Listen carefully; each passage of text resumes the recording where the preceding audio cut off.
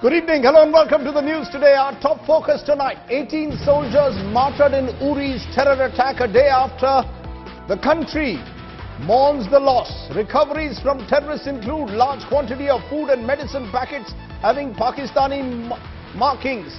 As India comes to terms with another betrayal from Islamabad, we will debate the big question, how should India respond to Pakistan and what are our realistic options?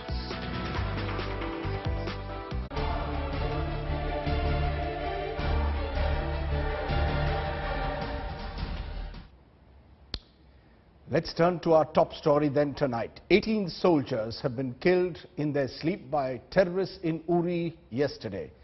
A day later, the country is mourning their loss. The men are leaving behind grieving families and an entire country that mourns for them.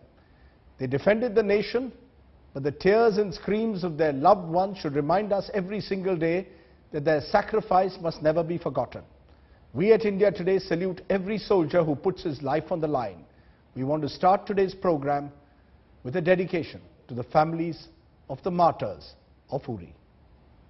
बदला लेना चाहिए जिस तरह हमारे आदमी को मारे उसी तरह वहाँ भी बदला लेना चाहिए इन लोगों के हाथ खोल के चलिए ये लोग का भी अधिकार है लड़ने का हाँ भारत सरकार हाथ बंद करके रखे हैं इन लोग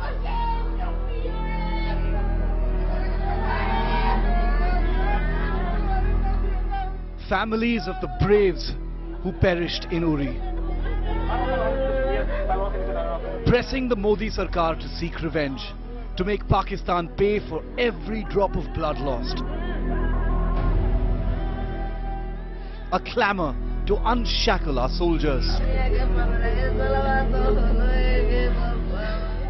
Martyr Nayak Sunil Kumar Vidyarthi's daughter joins her mother to hoist high a tough anti-Pakistan slogan. जैसे कि उन लोग हम लोग के देश पर अटैक करते हैं अचानक वैसे हम लोग को भी करना चाहिए तभी पाकिस्तान सुधरेगा। आईआईटी ज्वाइन करना चाहती थी दिल्ली आईआईटी लेकिन अब पता नहीं हो पाएगा।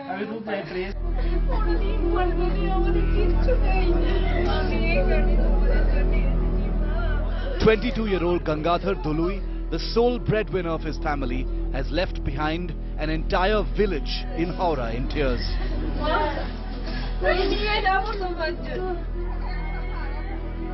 West Bengal, Maharashtra, Bihar, Jharkhand, Jammu. India is seething. There's rage simmering in every heart for India's lost sons.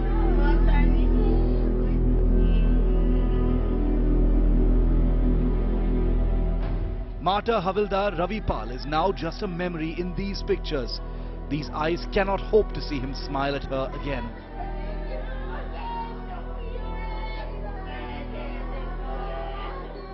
मैं नेताओं से चाहता हूं कि वो बदले का बदला लेते रहें. India salutes its brave heroes and the sacrifice of their families, but wreaths cannot be the only tribute anymore. Probe committees are not the real answers. Dossier diplomacy needs to be off the table. They defended India till their last breath.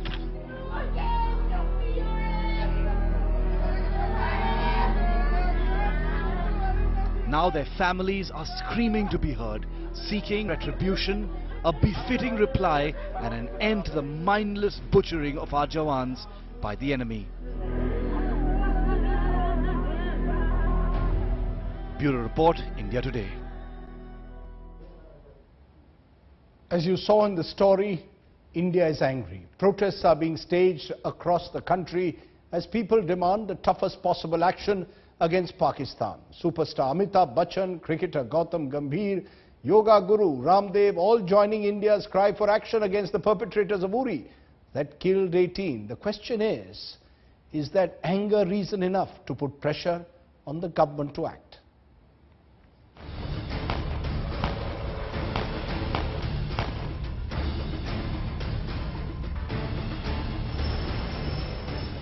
They take bullets so India can sleep in peace.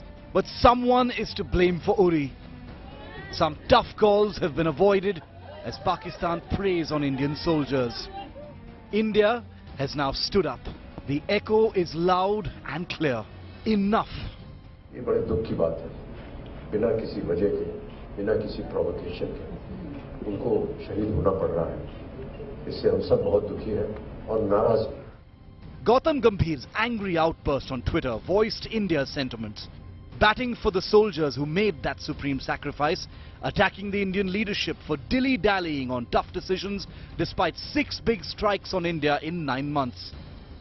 These bodies wrapped in the tricolour cannot be forgotten yet again. The blood of our braves isn't cheap to be lost for nothing. Tribute ceremonies cannot become routine.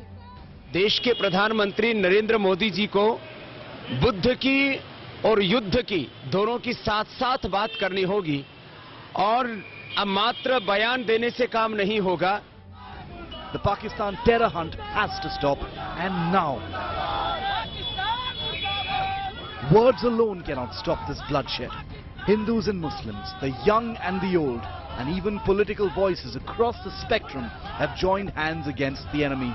It's time to isolate, strangulate terror sponsor Pakistan. Pakistan जो है तो हिंदुस्तान के सामने एक बच्चा है और बच्चे ने बाप के साथ नहीं लड़ना चाहिए. पाकिस्तान को आतंकवादी देश घोषित किया जाना चाहिए और पूरी दुनिया को उसके खिलाफ कार्रवाई करनी चाहिए. युद्ध एक बार हो जाने दो, हम सब लोग परिणाम भुगतने के लिए तैयार हैं ताकि एक बार पाकिस्तान का नाम नक्शे से मिटा दो. This unidentified Indian soldier's words have gone viral online, and they truly echo India's emotions at this time. Pakistan एक कान खोलकर सुन ले, अब की ये जंग छिड़ी तो नामो निशान नहीं होगा, कश्मीर तो होगा लेकिन पाकिस्तान नहीं होगा. Bureau Report, India Today. It is the deadliest attack on an Indian army camp since what happened in Kaluchak 10 years ago. At least 18 soldiers martyred. What India Today has learned about the attack is shocking. The terrorists were immaculately organized. They were dressed in army fatigues, impersonating the very soldiers they had been tasked to kill. This is the inside story of Uri. The worst attack on the army in Kashmir in the past 26 years. Sunday morning's routine shattered by grenade blasts and automatic weapons fire. But India Today now has the inside story of one of the most terrifying attacks. 4 terrorists stormed the Indian Army's 12th Brigade at around 5:15 AM on Sunday. The terrorists first attacked the camp's administrative block because it was least defended. Unarmed soldiers were refilling diesel in barrels from fuel tanks there. Springing a surprise, the terrorists lobbed 17 grenades in just 3 minutes. This caused a massive fire in the barracks and tents, and 13 Jawans were burnt instantly alive. 4 more succumbed to their injuries later in hospital.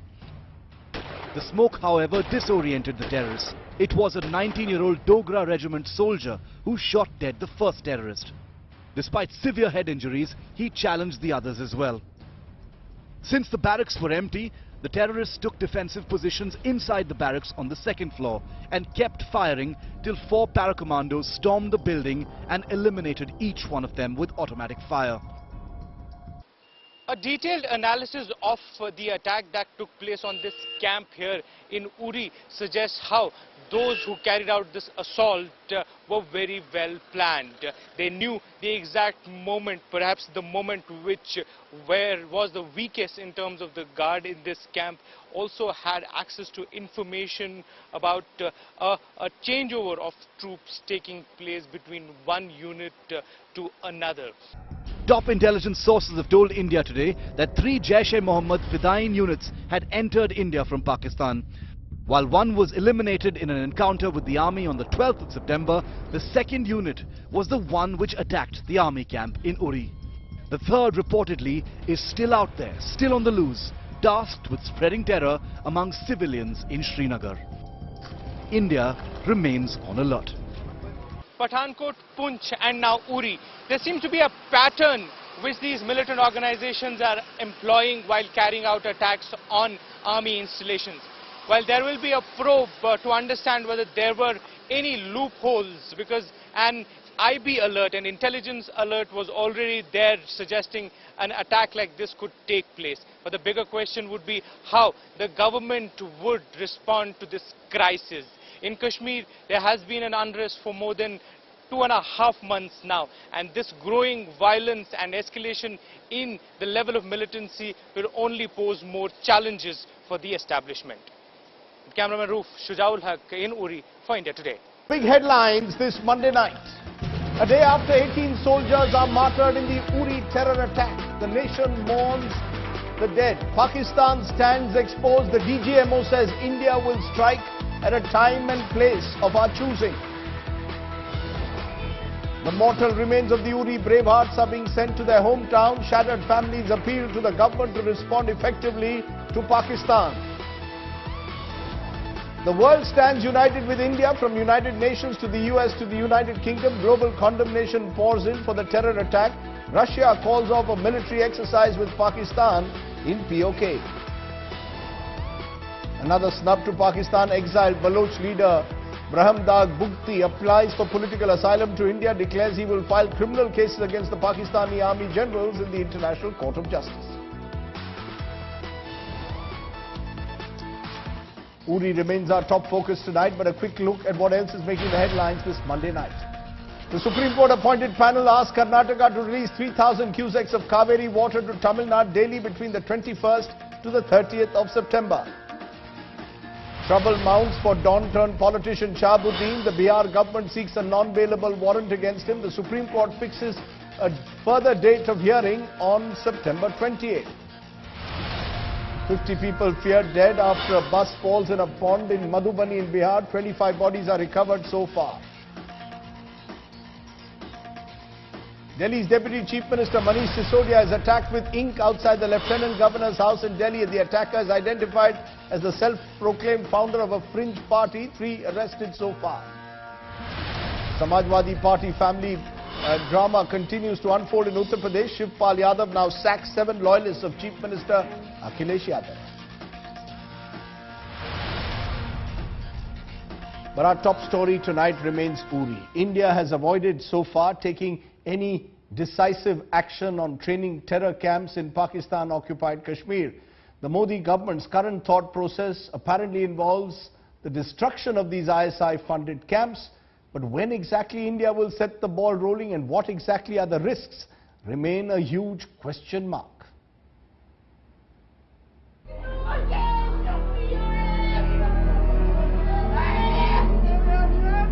Enough is enough. A phrase you hear every time India is plagued by Pakistani terrorists. But could that actually be true this time? Has the Prime Minister lost his patience now? Has Narendra Modi truly decided that enough is enough?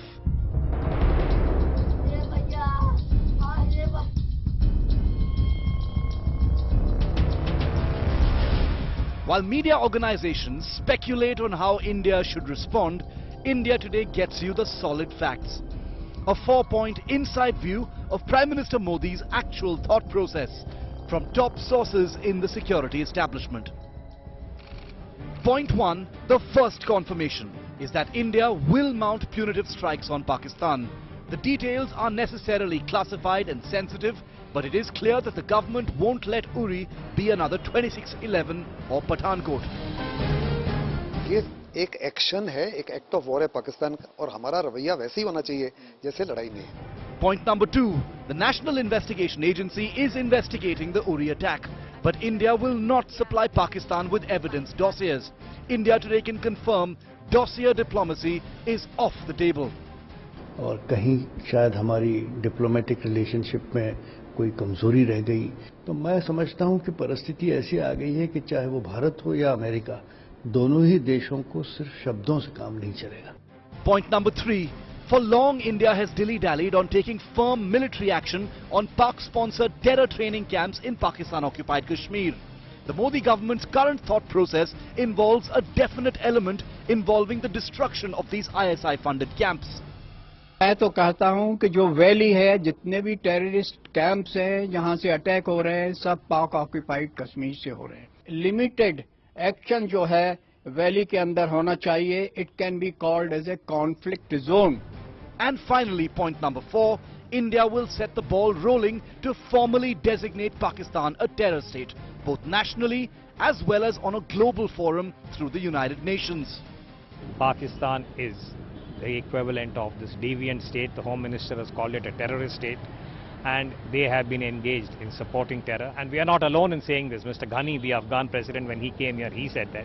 If all-out war with Pakistan is necessarily unthinkable, the inside track that India today has accessed of the Modi government's thought process shows that its Pakistan policy has changed in just a matter of hours and is going to be exponentially more aggressive, both diplomatically as well as on the border. The question now is, will that thought be translated into action? In New Delhi, Shiv Arur for India Today. The Uri terror strike was plotted by Pakistan. India today has accessed videos and images of arms and ammunition recovered from Jaish terrorists that nail Pakistan's claim of deniability. But despite the mounting evidence, Islamabad is unwilling to accept their role. Can India then expect Pakistan to ever hand over Masood Azhar, the Jaish chief?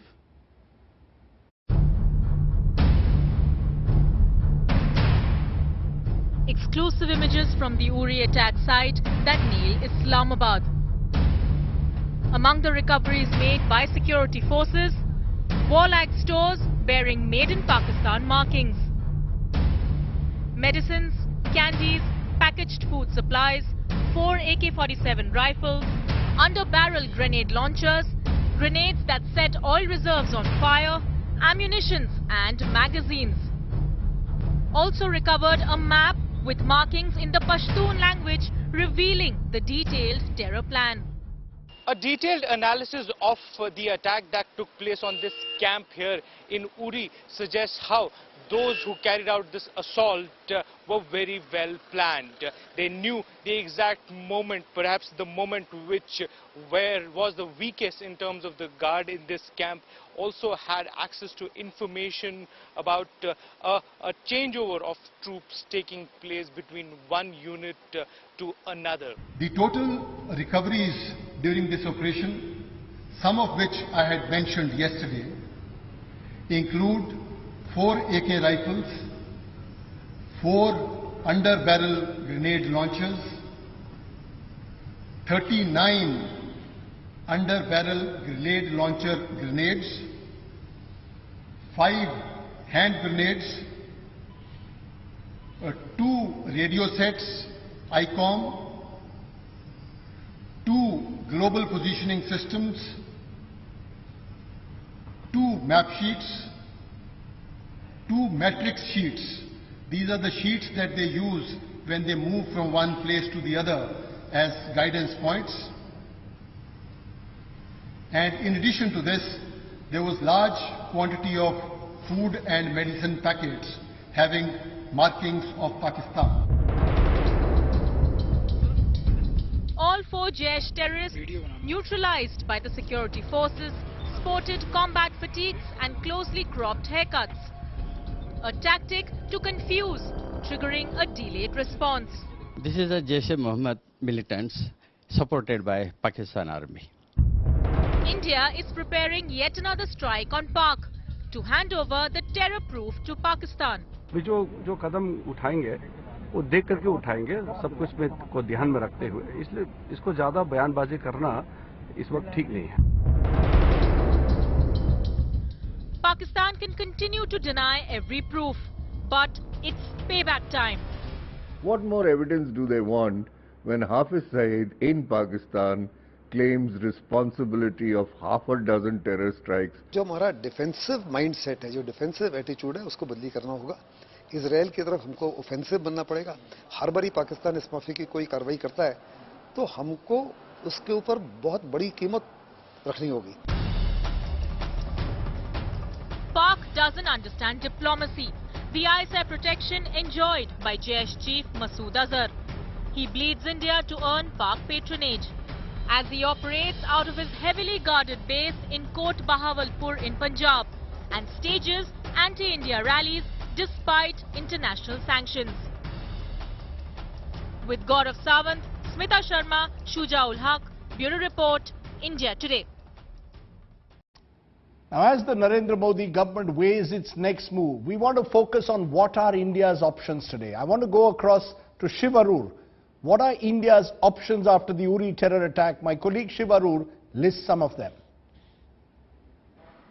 Well, among the options that India has before it, the most immediate one is for army units on the line of control to actually indulge in heavy firing with artillery on Pakistan positions along the line of control. The strength here is that it immediately conveys a message to Pakistan that India will not take things lying down. The weakness is that it's been tried earlier, of course, and nothing has really changed as far as Pakistan's approach is concerned.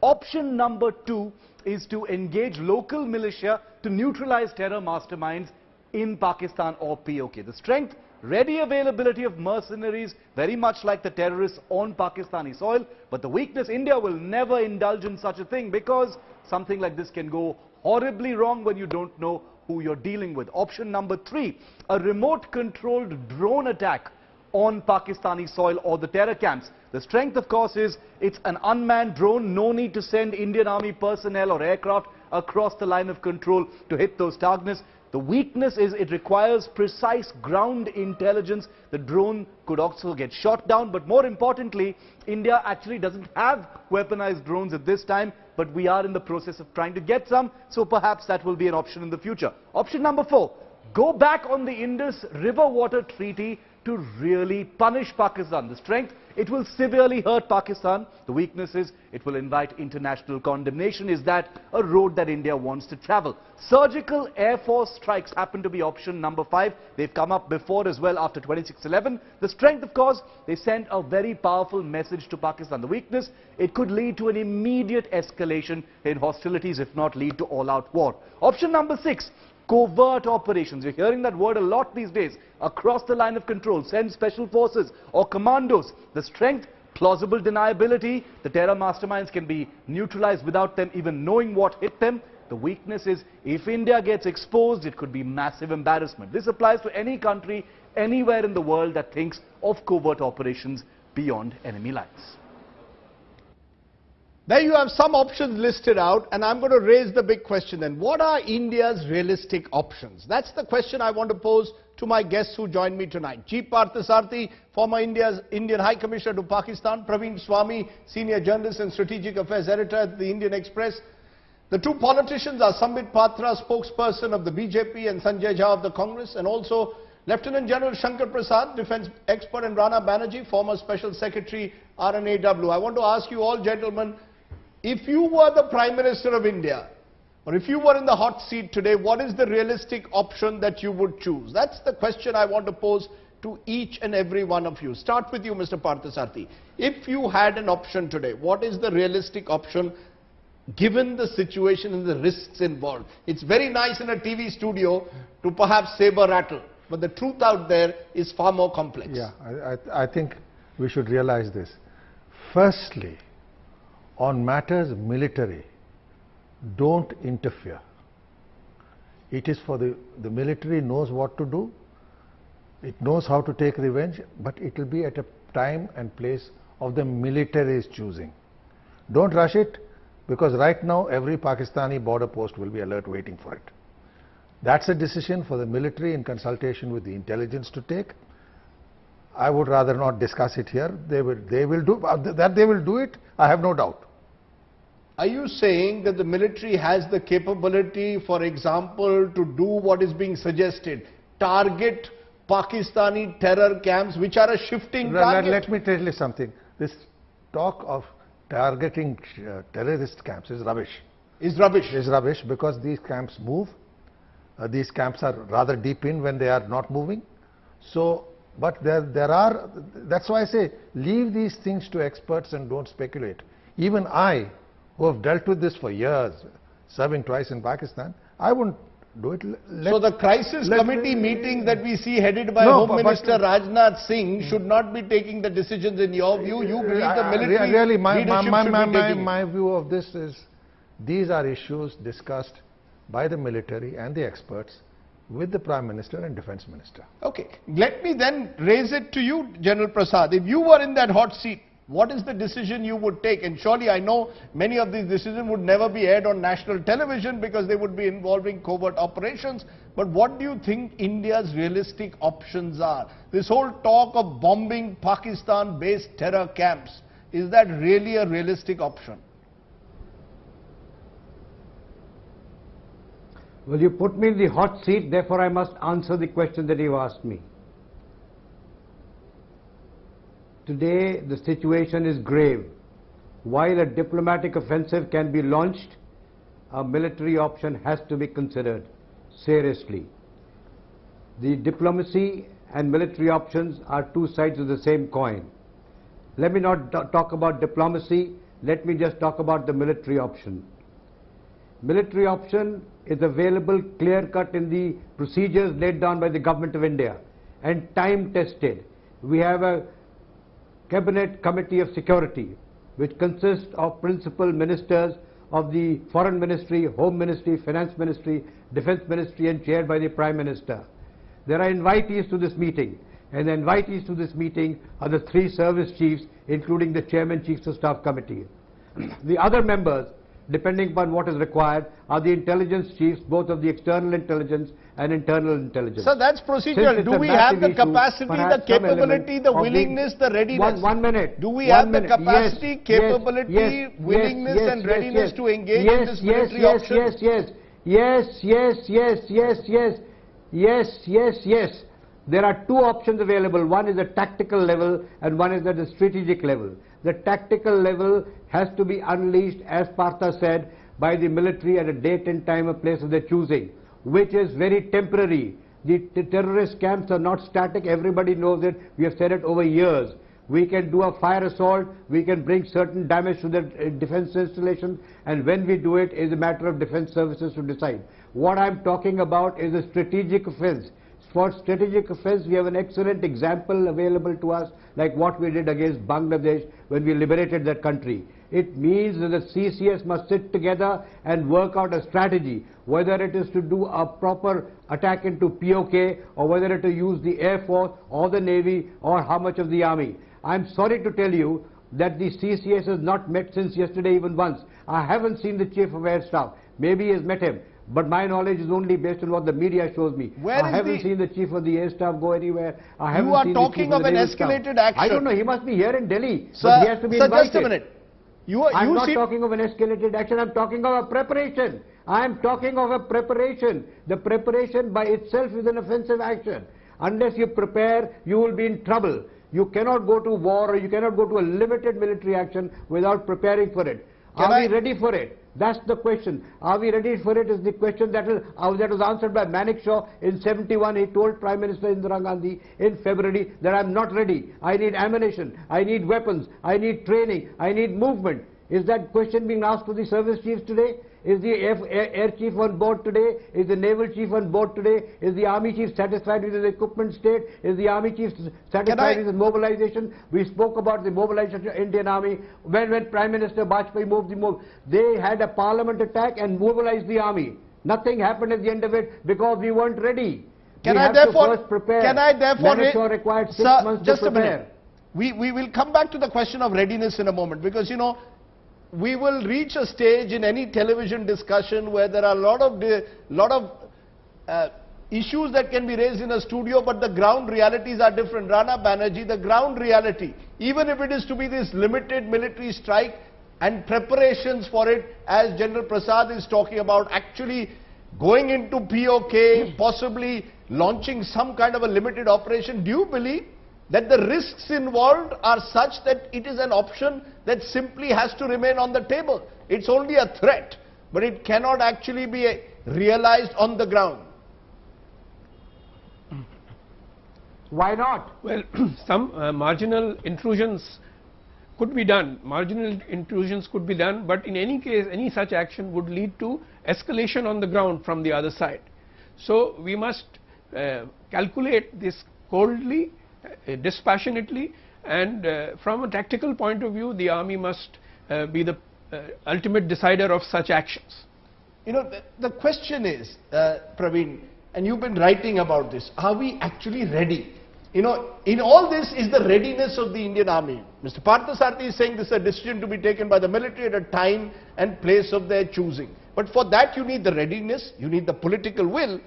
Do we really have it at the moment? Given the way we are organized, it seems we are lurching from crisis to crisis, where suddenly we seem to react to it under public pressure, but don't know what to do. It happened in Pathankot, it's happening again in Uri. The answer to that really is ready for what? Are we ready to let loose at some of their forward posts because we're upset that they came and shot up some of our soldiers? Yeah, we're probably ready to do that. So could we target more specifically the same forward post from possibly where the terrorists came? But would that serve any end at all? I mean, sometimes we talk about these things as if it's some sort of, prestige point scoring match. The point of retaliating against a terrorist attack is presumably not because we're pissed off. It's to stop Pakistan from doing it again. And for that, you actually need to be able to inflict enough pain to make sure Pakistan does it again. I think that's rational enough. Are we ready militarily to do that? Let's just look at the facts. Every single Defence Standing Committee report tells us that our modernization program is running years behind schedule, that our Special Forces acquisitions are running years behind schedule. We know from the 3 consecutive budgets now that the 2611 police modernization program, which was meant to protect us from the kind of retaliation Rana Banerjee spoke about, has been scrapped. State governments were supposed to pick it up, that hasn't happened. We know from open source literature that the kind of expansion of the intelligence services that was supposed to take place hasn't happened. I see this word strategy used a lot, and strategy means the marrying of your aims and your resources, right? Unfortunately, everyone knows what our aims is, but our resources aren't there. If I was the Prime Minister, I'd actually do nothing because I could do nothing. Can I give you one strategy which was discussed today at our editorial meeting and which is suddenly gathering resonance? I see an article even in the Hindu which looks at it, which is that you specifically target terrorist leaders in Pakistan. Be it Salahuddin, be it Masood Azhar, be it Hafiz Saeed.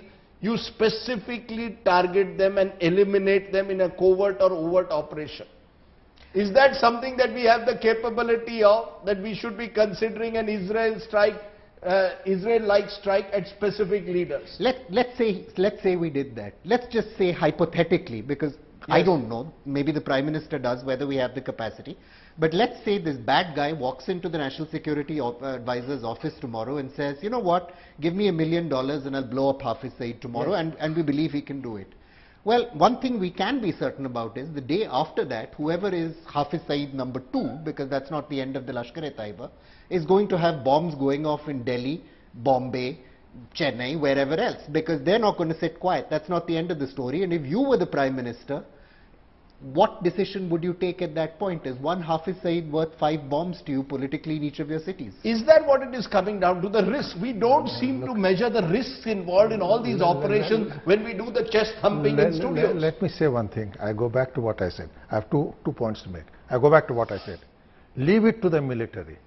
Their boys have died. They will take their badla, their revenge. They know how to do it, and don't mess around with it, sending your National Security Guard to Pathankot. Withdraw our ambassador from Islamabad. I'll come send to that. Abdul Basit back. Do you believe that these diplomatic measures have any impact at all? We did it after the attack on Parliament. We had Operation Parakram. Nothing happened. Let me complete. Yes, please go ahead. Your response has to be strategic, not tactical. You're talking of a large country which has, let's face it, immense in power, whatever our shortcomings, and is respected as such or disrespected as such. You are dealing with a country ruled by a rogue military. The fact is that military is now stretched.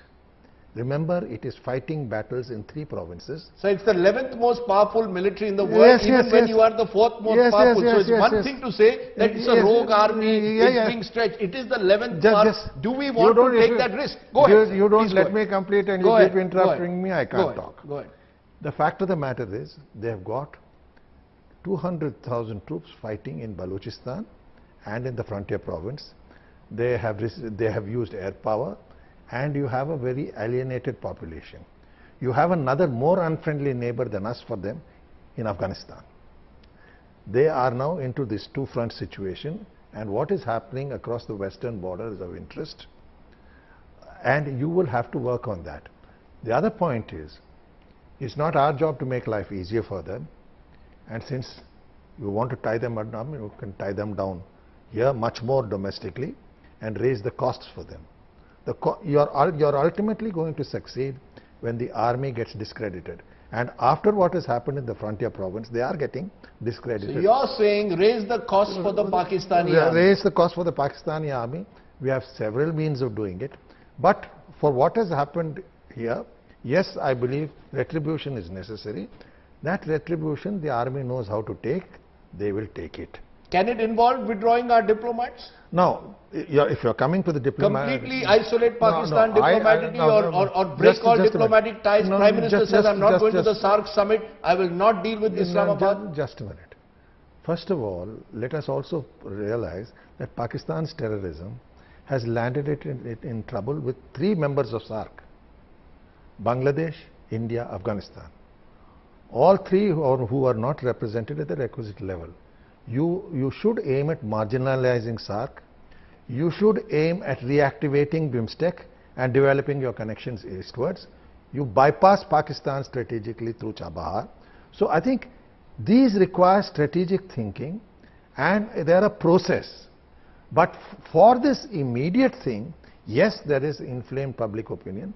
The Indian public will understand, if it is properly explained, that retribution will come. It will be done our way, with the army being the professionals doing the job. And I have faith that the army can do it.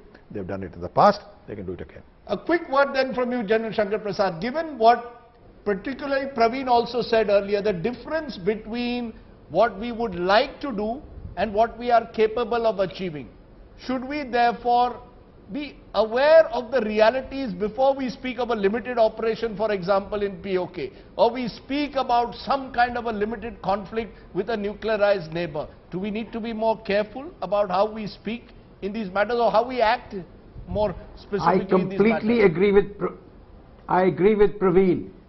I agree with Praveen. Look at the kind of retardation that we've had in modernization. Today we don't have an assault rifle, Pakistan knows it. Today we don't have adequate artillery ammunition, Pakistan and you and I know it. Today we don't have adequate night vision devices, Pakistan knows it, I know it and you know it.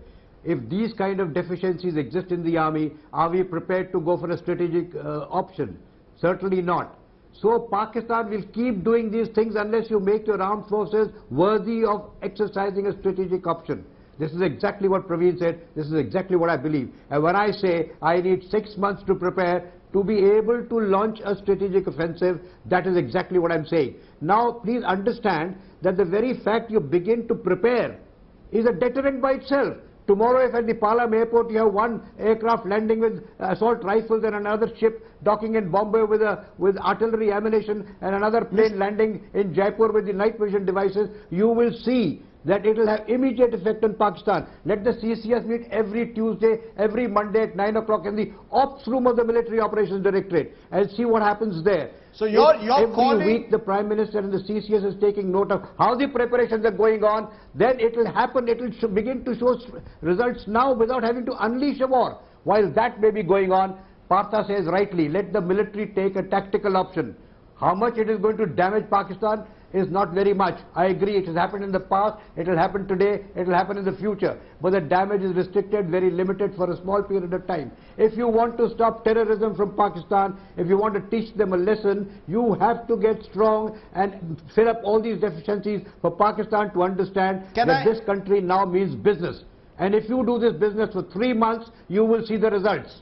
Can I for a moment also ask Rana Banerjee that question, because as an intelligence officer, this talk of covert operations, before I come to the politicians, the covert operations that are spoken about so regularly, that somehow you can eliminate terrorists based in Pakistan, Israel stands, do we really have the wherewithal or the will to do it?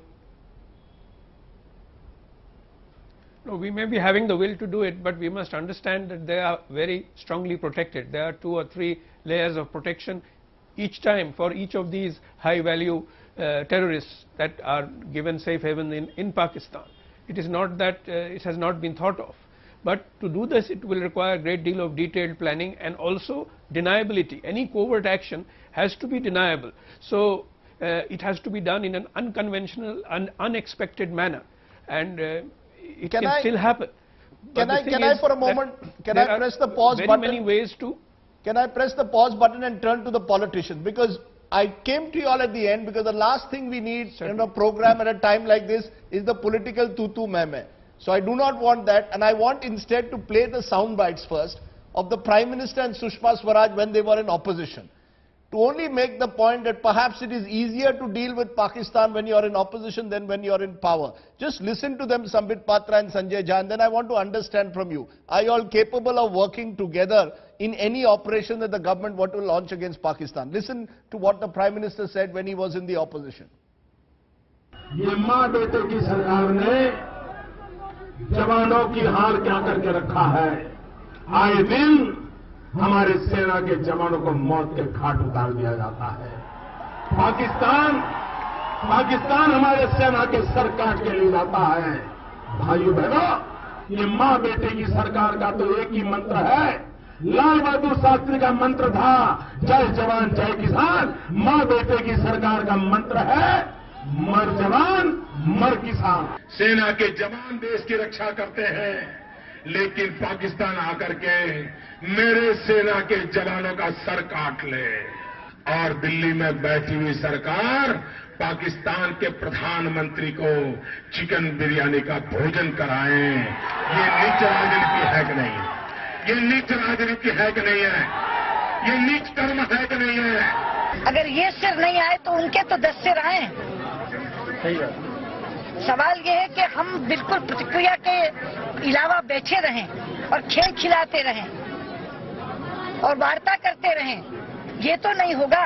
कम से कम एक ताकतवर सरकार की प्रतिक्रिया तो हम दें। Sambit Patra, am I to understand that you accept that there is rhetoric which you are a victim of? When you were in opposition, you were wanting to come to power. You asked the Manmohan Singh government, why are you not acting tough against Pakistan? Now you are finding that there is a huge gap between rhetoric and reality. Would you concede that or not today?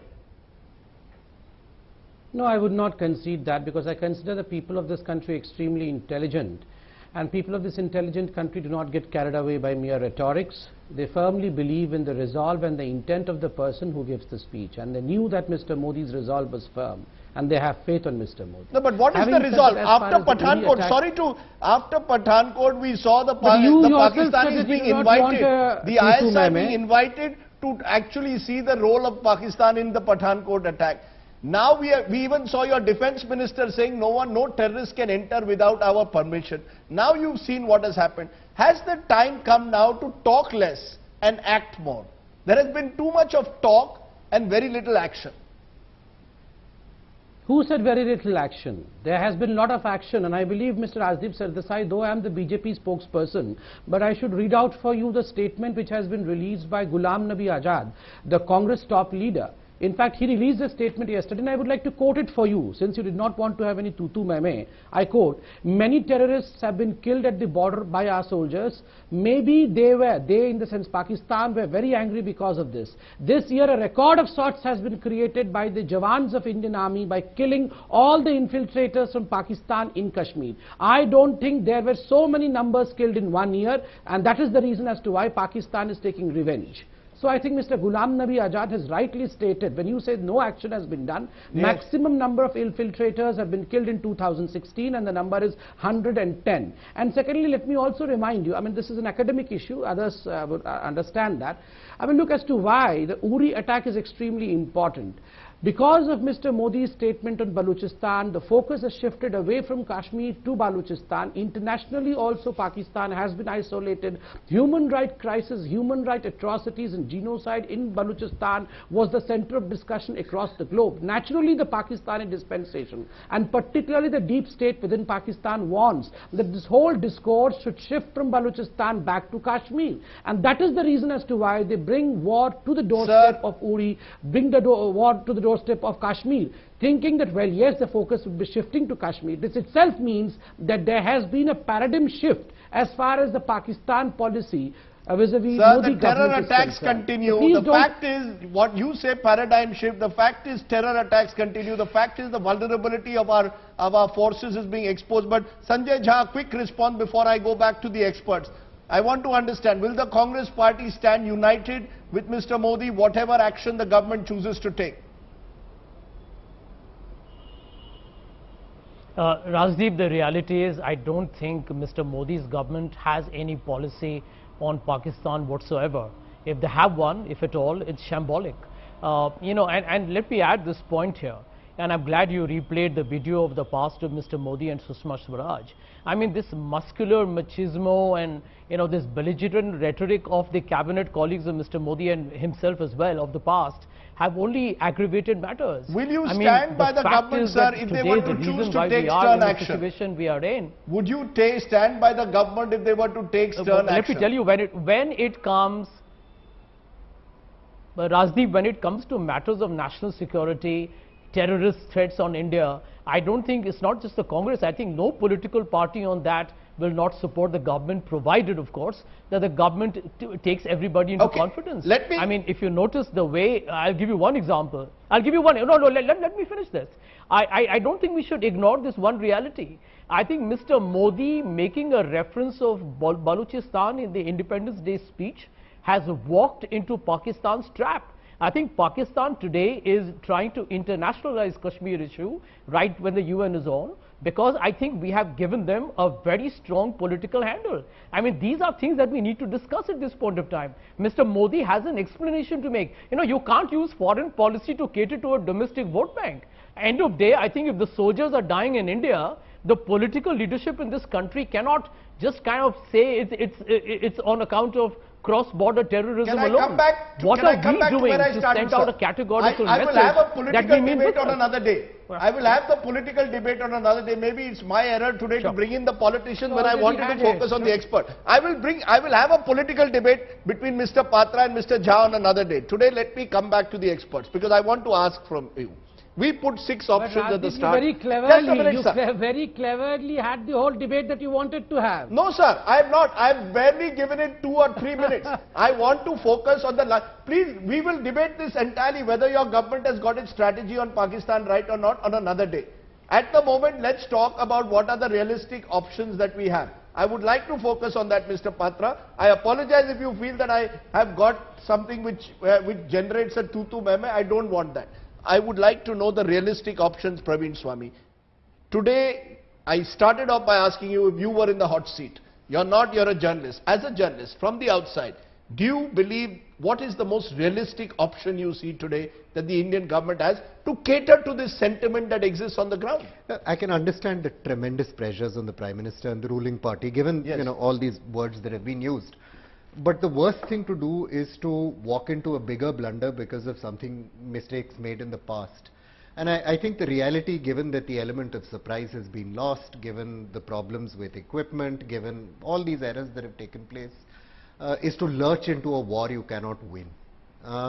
The sensible thing is for the government to go back to the drawing board, look at the deficits in capacity, look at the deficits in planning, and come up with a sensible strategy that lays a foundation for a sensible response the next time around, because there will be a next time around. And so you're saying, rather than sort of a knee-jerk reaction after Uri, prepare a plan, because the terrorists will strike again, and be better prepared next time. Absolutely. We sat around after 26/11 saying, what we do when the next 26/11 happens. The fact is, if 5 years, 10 years later, we've done nothing. We'll have this conversation again, because we'll have done nothing if things continue like this. And Mr. Modi can make a real contribution by saying that, look, we messed up, but we mean to make amends, and we're going to fix some things. That will be a durable contribution, and he can make it.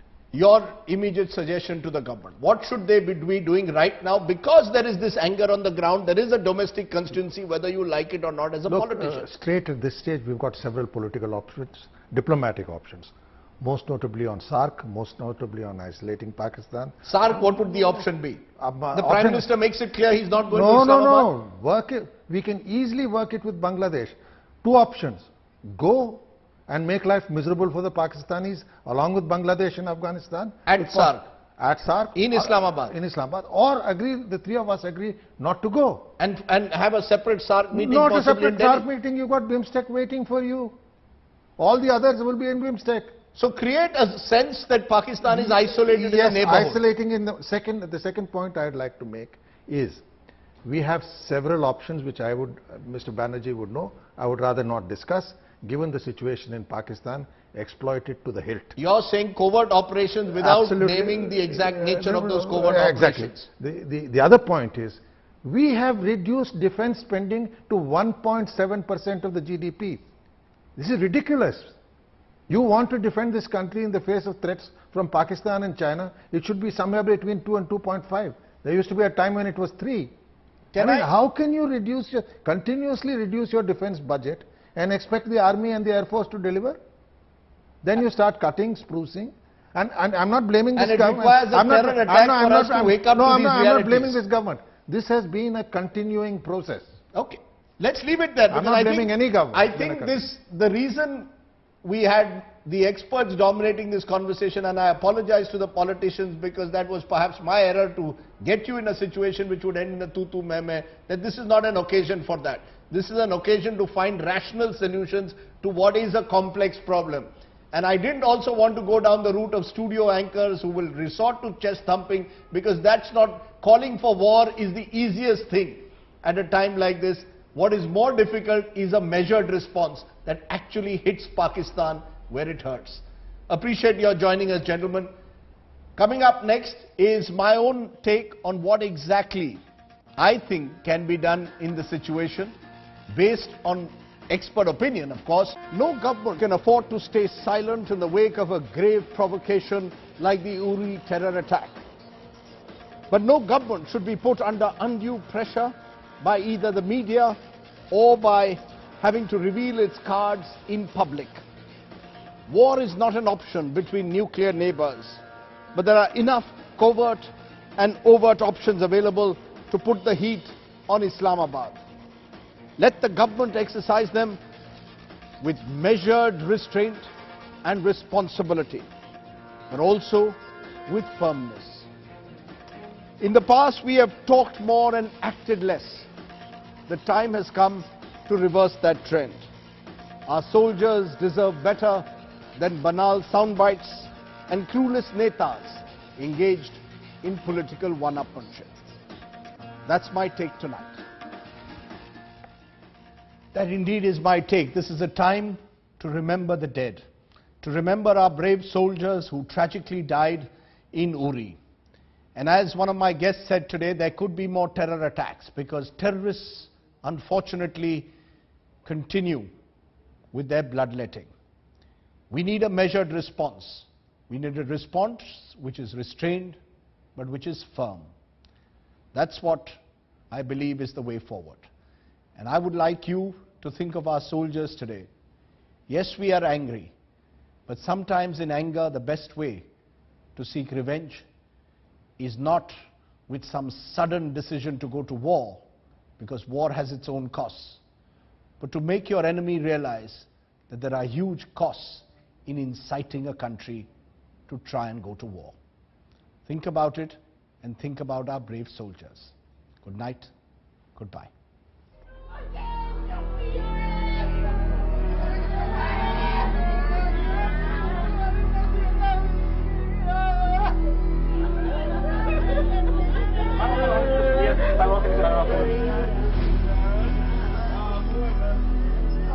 मेरे पापा पे गर्व हो रहा है, क्योंकि मेरे पापा मरे नहीं हैं, बल्कि शहीद हुए, आर्मी में थे, और वो भी देश के लिए मरे। भारत सरकार को मैं बोल रही हूँ बदला लेने के लिए।